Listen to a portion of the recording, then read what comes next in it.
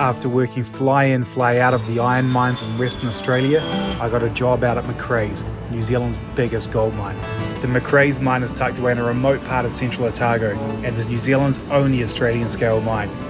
It's got a huge open pit with all the same size machinery as the mines over in Aussie. Massive haul trucks, excavators and all the heavy equipment you find in the Aussie mines. No small operation, Macraes contributes around 3% to New Zealand's total GDP. Crews working out there drive in and drive out from the east coast cities for 7 and 7 swings, week on, week off. It was a bit of a contrast to the red dust, heat and fly nets covering your face from when I worked FIFO in the mines in Western Australia. And in this video, I'm going to try and give you a snapshot of working in New Zealand's largest gold mine. The Macraes operation consists of a large-scale surface mine, an underground mine and an adjacent processing plant, all run by Gold, an international mining giant with operations worldwide. The huge pit sits like a blip on the map of central Otago, situated right in the heart of where the original 1800s gold rush was, and is nestled in between small empty towns that still look like Clint Eastwood is about to ride in on a horse. Unlike the scorching heat of Australia, Macraes gets bitterly cold in winter, and it snowed on the plant on my first day. However, the main difference is that over here there's just one mine. In Australia, there are dozens upon dozens all over the continent. I got a foot in the door at Macraes via WAE, a contracting company based out of Wakawai just north of Dunedin. Gold often recruits from contractors like WAE, which makes it a good entry point. That way they can see if a guy wanting to collect a mining wage can actually hack the job. I had applied directly to an ad Gold had online, but didn't get a response for 3 months. The mine site is about an hour and a half's drive from both Dunedin and Oamaru. Every day before 5 AM or 5 PM, buses leave from both locations, picking workers up en route and dropping them off at the mine for another 12-hour shift. The swings run 7 days on, 7 days off, consisting of shifts that start at both 6 AM and 6 PM. You work through until your back-to-back shift comes in and takes over. At the end of your 7-day swing, the opposing crews come in and you take a full week off. There are 4 teams that keep the mine running 24/7.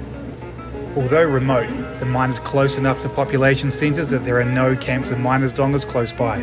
Workers need to find their own accommodation and tend to live in the east coast cities or the satellite towns along State Highway 1. I found a room in the small rural town of Middlemarch, commuting drive in drive out from Queenstown.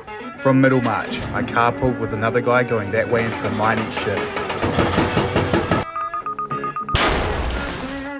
After blasting is done in the pit, huge excavators load the rock fragments onto haul trucks to bring it up to the crushers. Inside the rock crushers, metal jaws smash the ore down to smaller pieces before it passes over the vibrating screens to separate up the sizes. Then it feeds onto conveyor belts, taking it to the mills.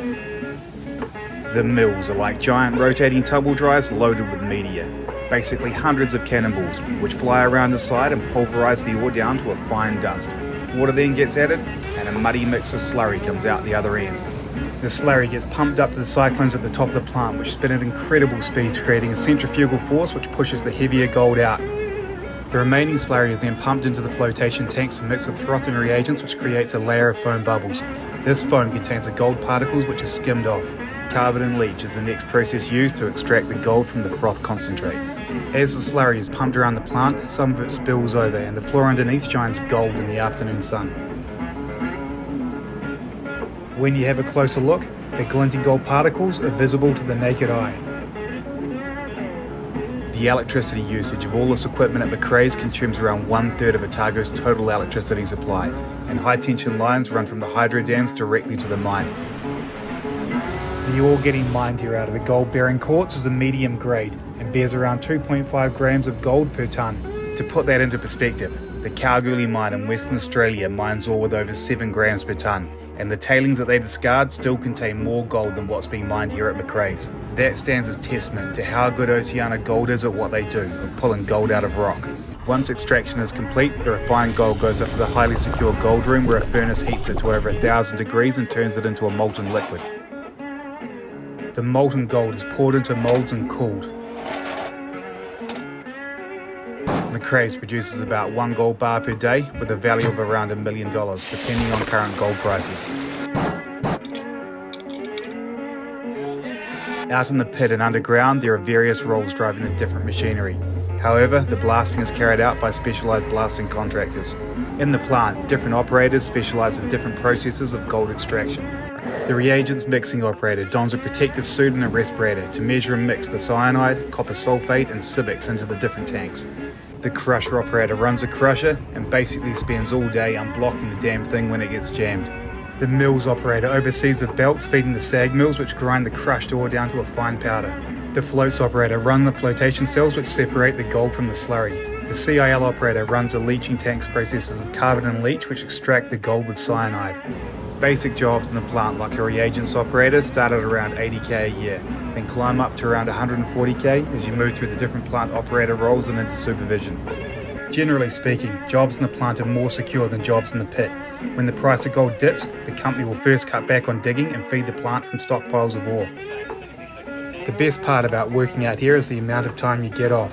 While on swing, you count down the days to drive out day, and then you head off through several hundred kilometres of central Otago steppe, down the main streets of mining boomtowns from the past, and past the crumbling ruins of gold rush ghost towns, all the way back home to see the family.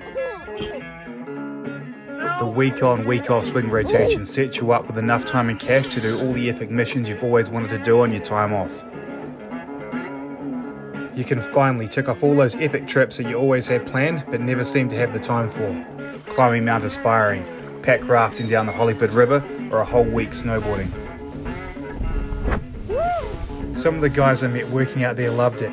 Every swing they would come back with new stories about taking jet skis up the Waitaki River or a fishing trip into the backwaters of Stewart Island. While Macraes takes health and safety seriously, there isn't the same level of fanatical zealotry for it that you find in Australia. New Zealand has all the same systems of paperwork as Oz. JSAs, Take 5s, hazard reports and the rest. But at McRae's, it seems to be applied in a more common sense way. In Australia, I've spent entire shifts driving around the plant looking for hazards to report because some clean shirt in the office demanded every guy produce 10 per day.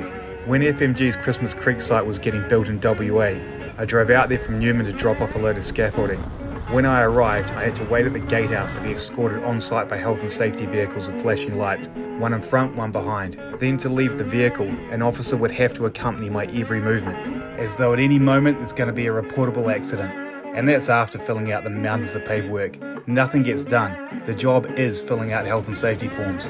I think in Australia it's like this because the industry is so big with so many thousands of guys flying back and forth that they have to cater for every peanut who flies up. At Macraes there's a much more experienced team, so anyone who's green isn't left to their own devices. That way you don't need this maniacal approach to health and safety. I got interviewed by Oceana Gold and was offered a contract. I wanted the job. In the end though, the numbers didn't add up with the drive-in from Queenstown. It was just too far. There are a few guys working drive-in, drive-out from Queenstown and carpooling, but in the end it didn't make sense for me. If you already live on the East Coast, it works out great. Just jump on the bus every morning, and you even get to see your kids at the end of the day when you get home. Hey, if you liked that video, have a look at this one to see how working out here compares to working FIFO in the mines of WA, fly in, fly out of Bali. Or this other video I made about building the memorial trail for the 29 men who died at the Pike River mining disaster on the west coast. Cheers.